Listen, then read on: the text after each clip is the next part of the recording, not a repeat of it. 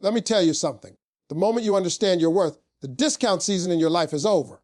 Too many people keep giving full access to folks who only deserve limited minutes. You keep accepting less than what you deserve because you're afraid of being alone. But I'm here to tell you, God didn't design you to beg for love, attention, or respect. You are not a clearance item, you are a masterpiece. But until you see that for yourself, you'll keep letting people treat you like a spare part in their story. Let me tell you something, life will always give you exactly what you're willing to tolerate. If you let people walk all over you, they're not going to stop and ask, hey, am I stepping too hard? No, they're going to keep walking until you stand up and say, hold up, that's enough. See, here's the truth that most folks don't want to hear. You teach people how to treat you. Every time you stay quiet when you should speak up, you teach them that your silence is acceptance. Every time you let someone disrespect you and then you forgive them too quickly, you teach them that they can do it again. And every time you lower your standards just to keep someone close, you're sending the message that you don't value yourself enough to walk away. I learned this lesson the hard way. I wasn't always Steve Harvey, the man you see on TV today. Back in my younger years, I wanted people to like me so bad that I kept giving them discounts on my worth. I'd say yes to things I didn't even believe in just to avoid conflict. I'd tolerate folks who drained me, thinking that if I kept being nice, they'd change. But guess what? They didn't change. I did. I got tired of explaining myself to people who were committed to misunderstanding me. See, the moment I realized I was the one teaching people how to treat me, that's the moment my whole life changed. I stopped letting folks rent space in my mind for free. I stopped picking up calls from people who only dialed my number when they needed something. I stopped trying to prove my value to people who couldn't see it. Because here's the deal. You can't expect people to respect boundaries that you never set. If you let them talk to you any kind of way, they will. If you let them keep canceling on you and you keep rescheduling, they will. If you keep showing up for people who never show up for you, that's not loyalty. That's self-betrayal. God didn't design you to be a doormat. He made you in his image with purpose, power, and worth. So why are you begging people to love you when he already called you chosen? You've got to stop waiting for people to recognize your value. Because when you truly know who you are, you won't need everyone's approval. You'll start living by principle, not permission. Now, let's get practical.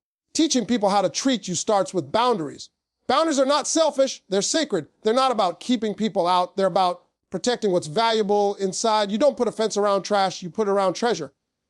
So stop apologizing for having standards. You're not too much. They're just not enough. If someone gets offended because you set boundaries, that's just proof that they benefited from you having none. Sometimes we think if we love people enough, they'll change. But love doesn't fix people. Truth does. And the truth is, when you love yourself enough to walk away from what disrespects you, you make room for what deserves you. When you stop settling for crumbs, you open the door for a feast. I remember a woman on my show once told me, Steve, I keep giving this man chances, but he never treats me right. I asked her, how many chances? She said, about 12. I looked at her and said, baby, that ain't love. That's training. You're training him how to mistreat you. See, if you keep rewarding bad behavior with your forgiveness, you're not being understanding. You're being used. People change when they lose access, not when they lose arguments. You got to stop explaining yourself to people who don't respect your words. Show them through your actions. Silence and distance are powerful teachers. When people can't reach you like they used to, they start realizing what they lost. Now, I'm not saying be cold-hearted. I'm saying be clear-minded. Love people, yes. But love yourself enough to not let them break you. Forgive people, yes. But forgive them and move on, not move back. You deserve relationships that add peace, not pressure. Friendships that bring joy, not jealousy. Jobs that value your talent, not drain your soul. And here's something I need you to remember. Respect starts with how you treat yourself. If you walk around talking negative about yourself, doubting your ability, settling for less, that's the energy you put out. And people will treat you at the level you treat yourself. That's why you got to carry yourself like you already know you're worth it. Walk with confidence, speak with conviction. Dress like you believe in your future. You don't need 1 million followers to feel validated. You need faith, discipline, and peace. And when you move with that kind of energy, the wrong people will fall off naturally. Sometimes the reason you keep attracting the same kind of disrespect is because you haven't healed from the last one. You keep teaching new people how to treat you based on your old pain. But healing says, I'm not the same person who tolerated that. When you grow, your boundaries evolve too. So ask yourself, what have I been teaching people about me? Have I been teaching them that I'll accept anything just to not be alone? Or have I been showing them that my peace and dignity are non-negotiable? It's time to rewrite that lesson. You don't owe anyone endless chances. You owe yourself protection, peace, and progress. And sometimes protecting your worth means saying no, even when it's uncomfortable. It means walking away even when your heart wants to stay. Because listen, being treated right is not a privilege, it's a standard. And the people who truly belong in your life will never make you question your value. They'll respect it, protect it, and match it. So stop teaching people that they can come and go as they please. Stop teaching them that you'll always be available, no matter how they act. Stop teaching them that your love has no boundaries. Instead, teach them that access to you is earned. Teach them that your time is valuable. Teach them that peace is your new priority. Because when you start walking like you're chosen, people start treating you like it. And if they can't handle your standards, that just means they're not assigned to your story. So today, make this promise to yourself: no more discounts, no more begging, no more explaining your worth to people who refuse to see it. You teach people how to treat you, so teach them with strength, with confidence, and with grace. And remember, you're not hard to love, you're just hard to fool. Let me tell you something. A whole lot of people out here are comfortable, but they ain't committed, and you keep confusing the two. You think because you've been with somebody for years, that means they're loyal. You think because someone calls you every day, that means they care. You think because you've been around the same people forever, that means they're meant to go with you where God is taking you next. No, baby. That's comfort, not commitment. See, comfort keeps you stuck where you are. Commitment pushes you to grow. Comfort says, we've been doing it this way for years. Commitment says, let's evolve so we can do it better. And the truth is, some of y'all are stuck in relationships, friendships, and even jobs that stopped growing years ago, but you're still holding on because it's comfortable. It's familiar. It's what you know. But you can't live your best life hanging on to what's easy. Growth never comes from comfort. Now, let me give it to you straight. Comfort will trick you into thinking you're happy. You'll say, at least I know what I'm getting. But if what you're getting is pain, disrespect, confusion, or half effort, that ain't love. That's a habit. And habits can feel familiar even when they're unhealthy. You've got to understand that just because somebody has history with you doesn't mean they deserve a future with you. You might have spent years building something with them. But if they ain't growing with you, all you've got is memories, not momentum. I remember talking to this young woman on my show one time. She said, Steve, I've been with this man for 7 years, but he still hasn't proposed. So I asked her, well, what's he waiting on? He says, we're just not ready yet. And I told her, baby, you've been ready for 7 years. He's not waiting. He's comfortable.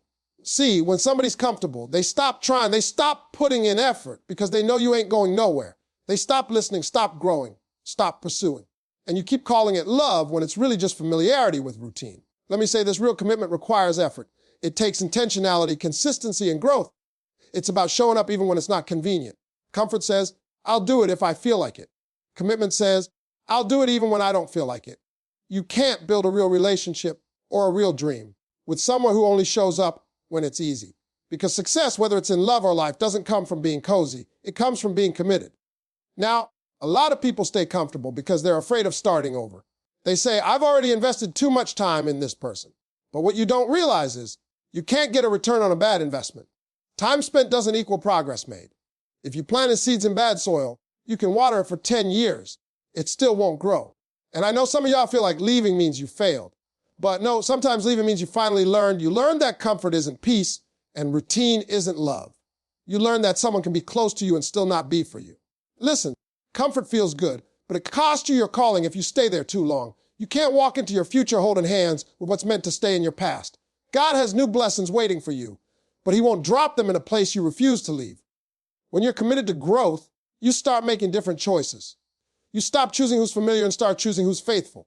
You stop clinging to who's been around the longest and start embracing who brings out your best. Because here's what I know. When someone's truly committed, you'll never have to chase them.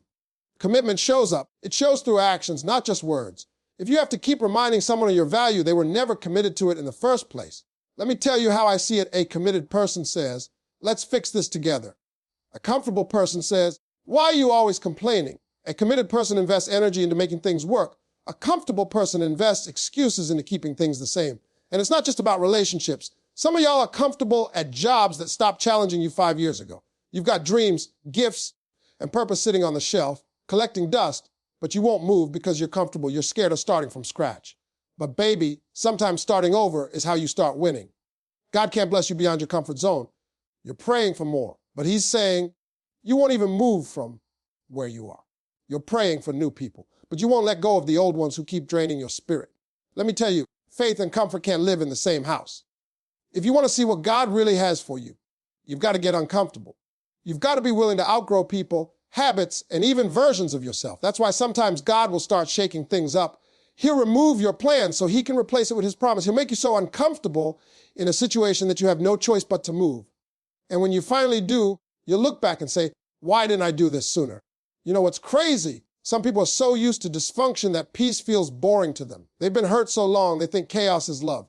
But real commitment, real love brings peace, not pain. If you've got to beg for consistency, it's not commitment. If you've got to prove your worth over and over, it's not love, it's survival. So let me ask you, what are you holding on to just because it's comfortable? Who are you keeping around just because you're afraid to start fresh? What dream are you postponing because it's easier to stay where you are? If it's not growing you, it's shrinking you. If it's not pushing you toward purpose, it's pulling you away from it. And life is too short to live stuck in, almost. You've got to make peace with letting go of what no longer serves you, because your future can't start until you stop worshiping your past. Commitment is not about convenience, it's about conviction. It's about showing up, standing firm, and growing together. And if the people around you aren't matching that energy, it's time to reevaluate your circle. Because the truth is, you can't fly if you're hanging around folks who are comfortable crawling. You can't grow if you keep holding on to what refuses to move. And you can't step into purpose while holding on to people who only love you when it's easy.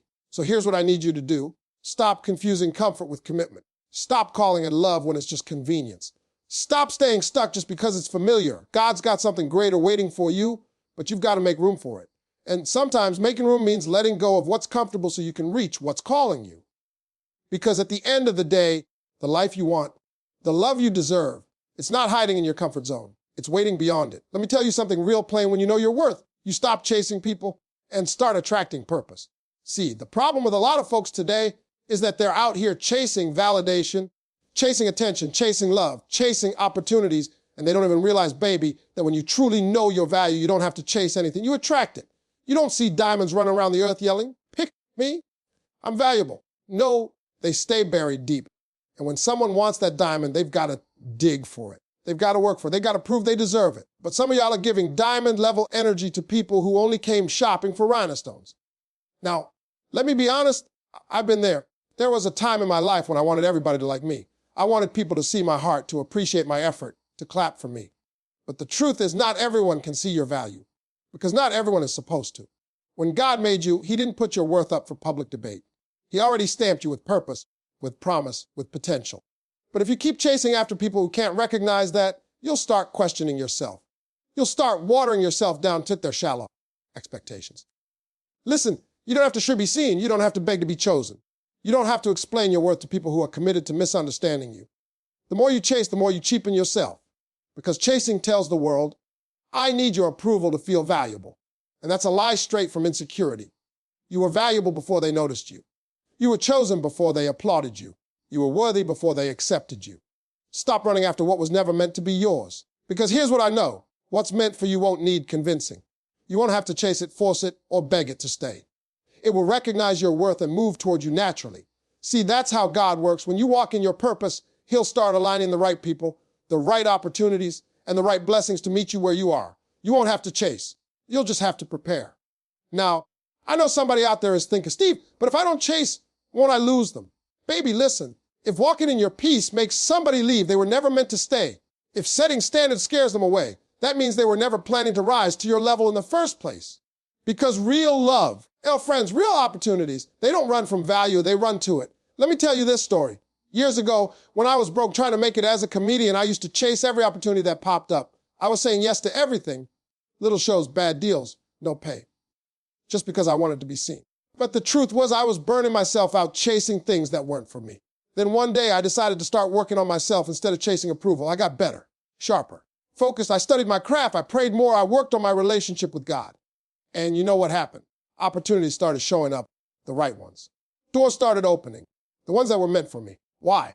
Because I stopped running after what didn't serve me and started becoming the person who could handle what I was asking for. You attract what you believe you deserve. If you believe you're average, you'll attract average treatment. If you believe you're valuable, you'll attract people and opportunities that reflect that value.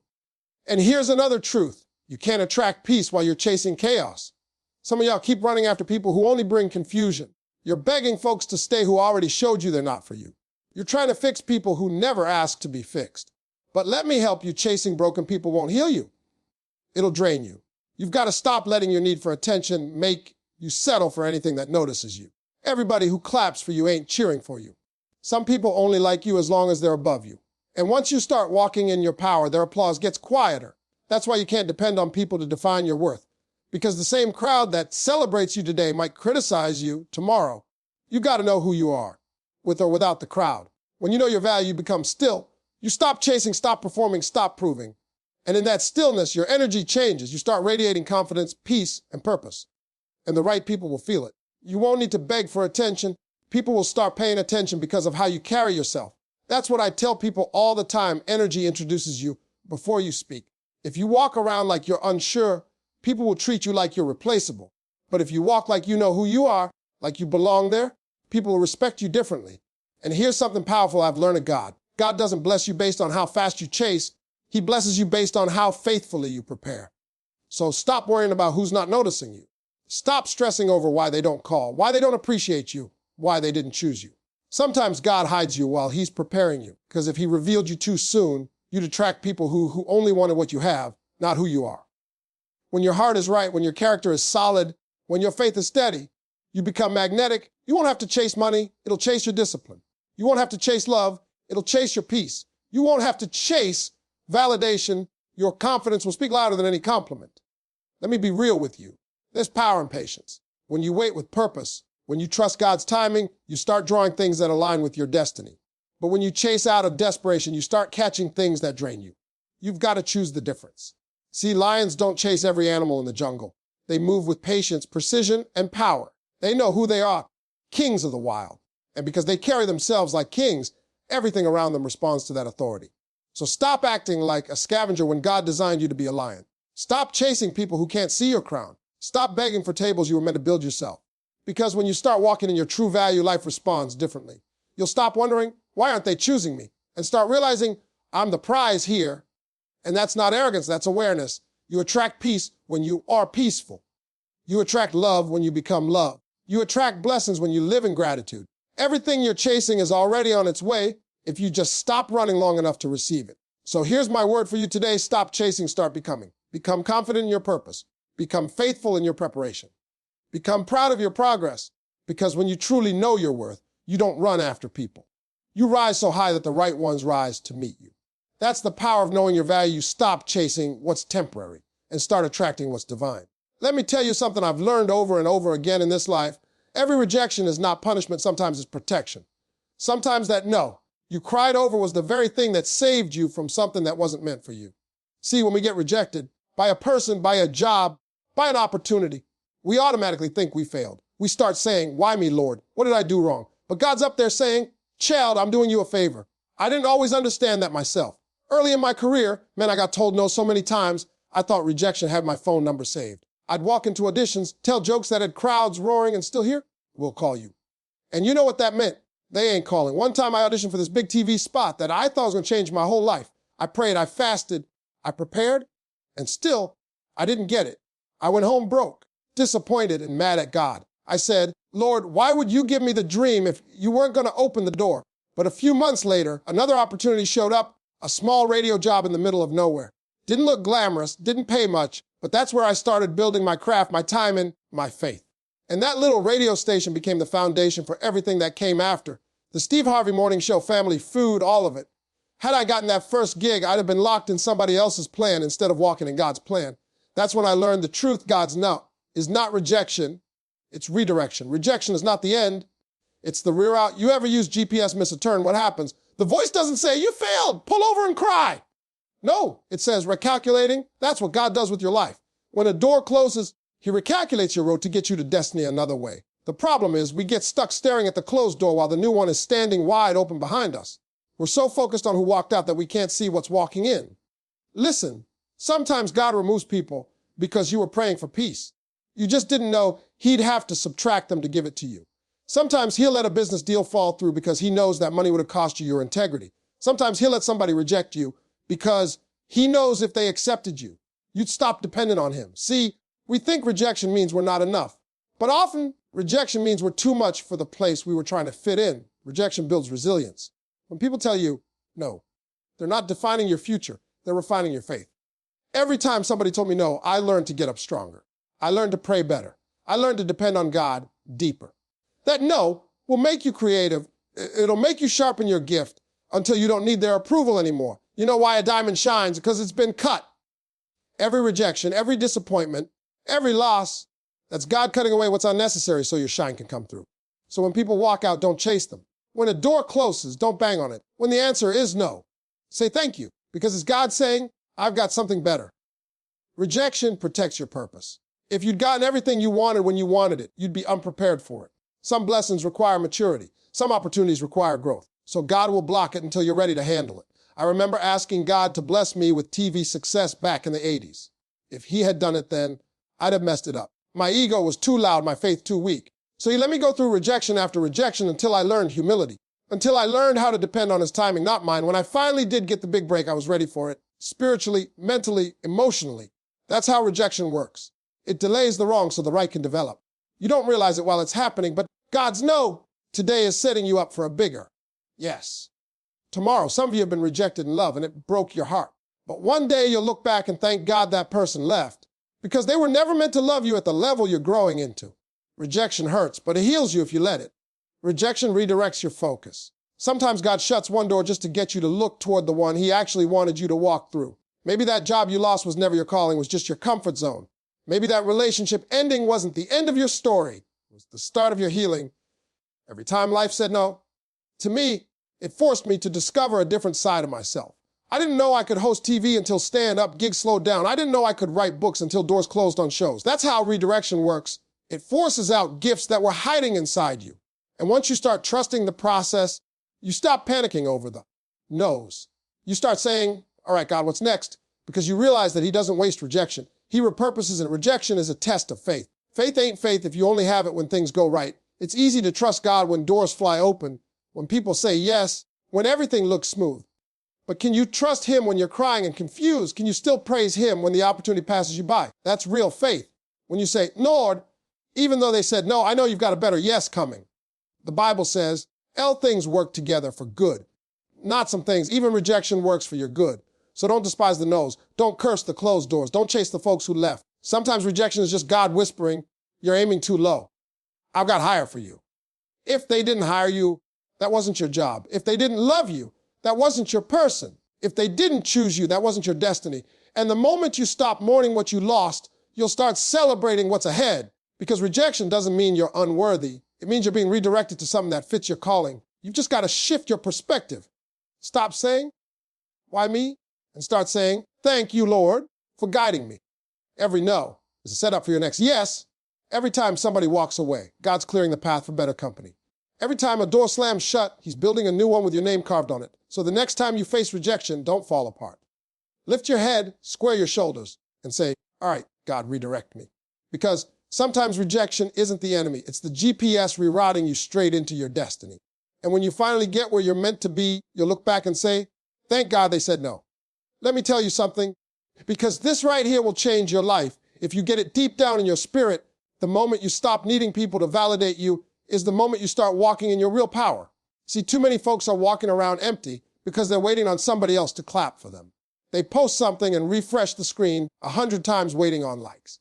They dress a certain way, talk a certain way, live a certain way, all to impress people who don't even care about them. Let me help you with this. Validation is nice, but it's not necessary. You don't need to be approved by man when you've already been appointed by God. You don't need the world to say it. You're good enough when the Creator already said, you are fearfully and wonderfully made. When I was coming up, man, I used to want everybody to like me. I thought if people didn't approve of me, that meant I wasn't good enough. But that mindset will drain you. You'll end up performing for approval instead of living your purpose. And let me tell you, the more successful you become, the less applause you get. That's real. Because success separates you from the crowd. It exposes who's really for you and who just liked you when you were convenient. I remember early in my career, I had this comedy routine that some folks didn't like. A club owner told me, Steve, you're too country. You'll never make it on TV sounding like that. For a moment, I almost believed him. I almost tried to change who I was to fit his version of success. But God stopped me. He said, son, I didn't make you to blend in. I made you to stand out. And guess what? That same country voice that they said would hold me back, that's the voice that made me millions. That's the voice that got me on radio, TV, movies. See, when you know who you are, you stop negotiating your identity to buy acceptance. Let me say that again. You stop negotiating your identity to buy acceptance because validation is addictive. The moment you start chasing it, you lose yourself trying to keep it. But when you learn to validate yourself, to look in the mirror and say, I'm enough because God said so, that's when you become untouchable. Self-worth doesn't come from applause. It comes from alignment. Your worth doesn't come from what people think about you. It comes from what God placed inside you. You could have 10 people cheering you on and still feel empty if you're out of alignment with your purpose. But you can have the whole world against you and still stand tall if you're walking in what God called you to do. That's what real confidence looks like. It's not arrogance, it's assurance. It's not saying, I'm better than you. It's saying, I'm no longer comparing myself to you. You ever notice how peaceful people look when they stop competing? When they stop trying to prove something? That's because peace is what happens when validation becomes optional. See, when you truly know your worth, you don't beg people to see your value. You just keep shining until they can't ignore it. God's validation outweighs man's opinion. You could do everything right and still not be liked by everybody. Jesus was perfect and they still hated him. So if you think being good, polite, or talented is going to make everyone love you, you're fooling yourself. But here's the good news. You don't need everyone to like you. You just need the right people to recognize you. When God wants to promote you, he'll send one person who sees your value, not 100 who overlook it. Stop crying over folks who didn't clap for you. Maybe they weren't assigned to your season. Stop begging for opportunities that passed you by. Maybe God blocked it because he's preparing a stage that's bigger. You can't walk in divine purpose if you're still begging for human permission. You attract what you believe you deserve. If you walk around believing you're not enough, you'll attract people who confirm that belief. If you think you need to be validated to feel valuable, you'll always end up in situations where people make you prove yourself. But when you know your worth, when you carry yourself with quiet confidence, you stop chasing validation and start attracting respect. Listen to me, when you stop begging for seats at other people's tables, God will give you the grace to build your own, and the people who once ignored you, they'll have to watch you eat. You know why? Because the same folks who didn't believe in you can't stop what God has planned for you. You just have to stop shrinking to make them comfortable. One of the biggest traps of this generation is comparison. People scrolling through social media comparing their behind the scenes to somebody else's highlight reel. You looking at their success thinking, what's wrong with me? But you got to understand something. Your story is not supposed to look like theirs. God didn't make you to be a copy. He made you to be an original. And the problem with comparing yourself to others is that you start losing sight of your own lane. When you're confident in who you are, you celebrate others without questioning yourself. You can clap for them without feeling less than. You can be inspired by them without imitating them. Confidence says, I'm proud of me even if nobody notices. You don't have to earn your worth. You were born with it. When God made you, he already stamped approve on your forehead. The world didn't give you that worth, so the world can't take it away. The only reason you feel less than is because you've been measuring yourself by standards that were never meant for you. Stop trying to fit into rooms God didn't design for you. Stop chasing people who can't see your value because they're too blind to recognize real gold. The right people, the ones assigned to your destiny, they'll see you and celebrate you without you performing. So next time you feel like you need someone to validate you, pause and ask yourself, am I living for their approval or God's purpose? Because if you keep living for applause, the moment it stops, your identity will collapse. But if you live for purpose, you'll keep shining even when nobody's watching. When you finally realize that your worth isn't determined by likes, followers, money, or applause, you become dangerous in the best way. Because now you're free. Free to walk in your calling. Free to speak your truth. Free to be your authentic self. And here's the beautiful part. When you no longer need validation, that's when you attract genuine respect. People can feel authenticity. They can sense when you know who you are. And the world makes room for people who refuse to shrink. So hold your head up. Stop second-guessing your value. You are not for everybody, and that's okay. You're not supposed to be. Your worth isn't up for debate. It's divine. So from this day forward, stop waiting for applause. Stop waiting for permission. Walk like you already have the crown, because in God's eyes, you already do. Be so secure that validation becomes optional. Because when your confidence comes from your Creator, no rejection, no opinion, no silence can take it away.